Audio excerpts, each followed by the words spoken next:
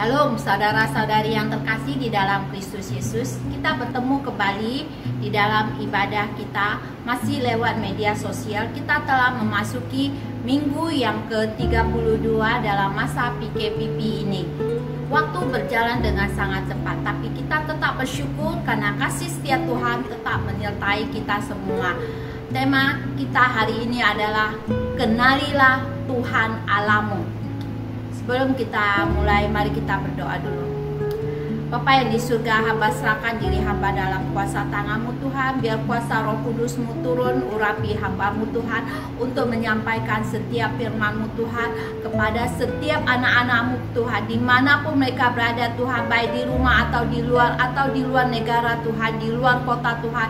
Hamba berdoa Tuhan, biar Engkau sendiri yang membuka Tuhan mata rohani mereka, membuka telinga rohani mereka, sehingga Tuhan firman yang mereka dengar dapat menjadi rema dalam kehidupan mereka. Tutup bungkus kami dengan kuasa darah Yesus Kristus. Dalam nama Yesus Kristus hamba berdoa. Amen. Amen. Kenalilah Tuhan Allahmu. Ya, kita telah mendengar berita tentang kebesaran kerajaan daripada Raja Daud. Setelah itu dilanjutkan dengan anaknya Raja Salomo. Ya, kita mendengar berita kebesaran kerajaan Israel ini sampai di mana-mana. Tapi setelah Raja Salomo diberhentikan dan dikumpulkan dengan nenek moyang mereka, maka anaknya Raja Rehabeam menggantikan Raja Salomo untuk memimpin kerajaan Israel ini.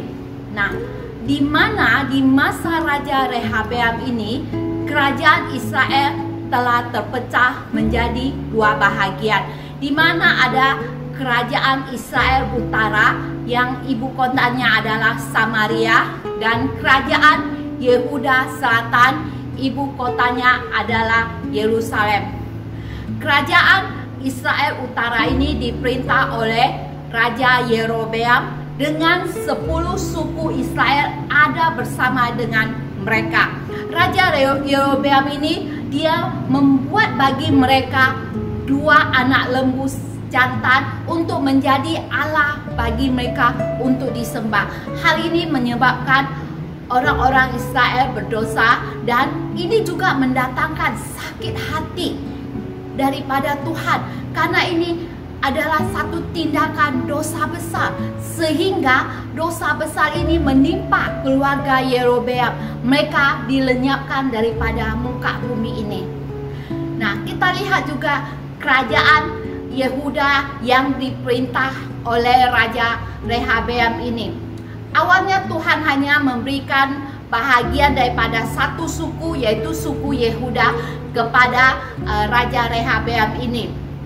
Tapi Tuhan juga memberikan anugerah kepada Raja Rehabeam ini, sehingga dia menambahkan suku Benyamin bagi mereka, serta juga para iman daripada suku Lewi yang menggabungkan diri kepada mereka.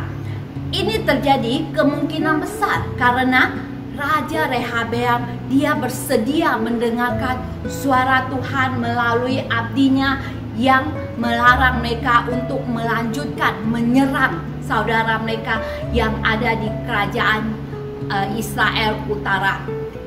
Dalam kitab Raja-Raja pasal 14 memberitahukan bahwasanya kehidupan daripada Raja Rehabeam ini banyak sekali dipengaruhi oleh ibunya yang seorang Amon. Ini karena istri daripada Raja Salomo, dia banyak memperistrikan orang-orang asing, perempuan daripada orang-orang asing. Inilah yang telah mencondongkan hati mereka untuk menjauh daripada Tuhan. Nah, ibunya Rehabeam inilah yang telah membawa Rehabeam di dalam penyembahan berhala dengan melakukan apa yang jahat di mata Tuhan, sehingga ini juga menimbulkan cemburu Tuhan dengan dosa yang telah mereka perbuat. Itulah dosa yang telah dilakukan oleh orang Israel maupun oleh orang Yehuda. baik Yerobeam maupun Rehabeam, mereka telah membawa Israel, bangsa Israel, melakukan satu dosa yang tidak dapat ditolerir. Mereka melanggar firman Tuhan. Yang terutama daripada firman Tuhan adalah melarang mereka untuk menyembah kepada ilah lain selain daripada Tuhan. Tuhan menghukum Yehuda dengan mengirimkan Raja Sisa yang dari Mesir. Raja Sisa ini sebenarnya dia bukanlah orang asli daripada Mesir. Dia adalah orang yang berasal dari Libya, tapi dia berhasil merebut kekuasaan di Mesir.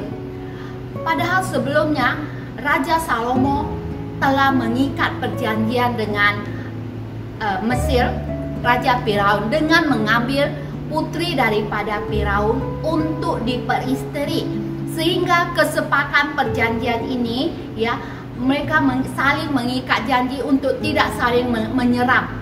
Tetapi akhirnya Firaun ini digulingkan oleh Raja Sisa. Termasuk Raja Sisa ini menggulingkan Mesir, dia juga mau mendapatkan daerah-daerah lain, termasuk daripada daerah Israel, yaitu Yehuda. Jadi kita lihat dari keadaan ini, di manakah kekuatan daripada kerjasama antara Raja Salomo dan Firaun ini? Yeremia pasal 17 ayat 5 berkata, terkutuklah orang yang mengandalkan manusia, yang mengandalkan kekuatannya sendiri, dan yang hatinya menjauh daripada Tuhan. Mungkin kamu mempunyai banyak kenalan orang-orang besar atau orang-orang kuat, tapi di manakah letak kebesaran dan kekuatan mereka? Saya percaya semua ini tidak dapat bertahan lama, tidak dapat menjadi jaminan bagi kamu untuk bersandar kepada mereka selamanya. Karena hanya Tuhanlah tempat sandaran yang dapat dipercayai. Dalam keadaan yang terjepit demikian, Raja Rehabeam ternyata dia memiliki hati yang mau bertobat. Dia memohon belas kasihan kepada Tuhan setelah dia mendapatkan satu teguran, satu peringatan daripada Nabi Tuhan, yaitu Nabi Semaya. Ajaibnya, bukan hanya Raja Rehabeam saja yang mau bertobat, tapi seluruh petinggi daripada Yehuda juga ikut memohon belas kasihan Tuhan. Maka Tuhan membuat Raja Sisa mengundurkan diri untuk tidak menyerang Yehuda. Tapi Sisa, walaupun dia tidak menyerang Yehuda, tapi dia kerajaan Yehuda harus membayar upeti kepada Raja Sisa. Nah, Rehabeam mengambil barang-barang yang mahal, barang-barang yang disiapkan untuk bait suci Allah yang telah dikumpulkan oleh Raja Daud dan Raja Salomo. Semuanya diambil barang-barang emas ini untuk membayar upeti kepada Raja Sisa. Kalau kita pikirkan, alangkah malang, alangkah sedihnya melihat anak Salomo, Raja Rehabeam ini. Karena keberdosaan Salomo yang memperisteri perempuan-perempuan asing, ya, dan keberdosaan daripada Raja Rehabeam sendiri membuat kerajaannya mengalami kerugian yang sangat besar sekali, dan banyak hal-hal yang sangat menyedihkan terjadi di dalam kerajaan Yehuda. Kerajaan ini menjadi tidak utuh lagi. Kekuatan perangnya telah dihina karena ketidakberdayaan mereka menghadapi kedatangan daripada Raja Sisa. Kita lihat juga kemegahan, kemewahan daripada bait suci telah dirompak habis-habisan. Barang-barang yang ada semula adalah barang-barang emas, semuanya telah diganti menjadi barang tembaga. Jadi ini semua kita melihat adalah satu kehancuran bagi kerajaan dinasti Daud. Tapi karena kita bersyukur, kita teruskan membaca firman ini, kita dapat melihat pertobatan daripada Raja Rehabeam dan para petinggi Israel ini, sehingga membuat dinasti daripada kerajaan Daud ini masih boleh terpelihara. Yehuda bersama dengan Benyamin dan para imam Lewi yang ada di tengah-tengah mereka terus ada di hadapan Tuhan, dan inilah yang terus menjadi satu tempat bagi keturunan Daud untuk meneruskan tatanya hingga kedatangan Tuhan Yesus yang kedua kalinya. Jadi kita dapat melihat manusia tidak dapat mengandalkan manusia yang lain. Manusia tidak dapat mengandalkan dirinya sendiri. Manusia kita perlukan adalah Tuhan. Dari apa yang terjadi, yang menjadi satu pelajaran yang besar, yang sangat berharga bagi kita semua, daripada kesalahan yang telah dibuat oleh para pendahulu kita, mari kita renungkan hal apa yang perlu kita pelajari dalam hal ini. Yang pertama yang perlu kita renungkan adalah, apakah kamu sudah mengenal siapa Tuhan Allahmu? Apakah kamu sudah mengenal siapa Tuhan Allahmu?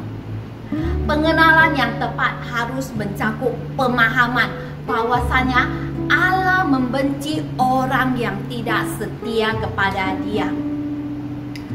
Kerajaan Yehuda mendapat keturunan Daud sebagai rajanya, dan bahkan mereka diberikan anugerah oleh Tuhan karena Tuhan menarik orang-orang Lewi, yaitu para imam, orang-orang yang takut kepada Tuhan, orang-orang yang mencintai Tuhan, yang datang daripada kerajaan Israel Utara untuk bergabung ke Yehuda.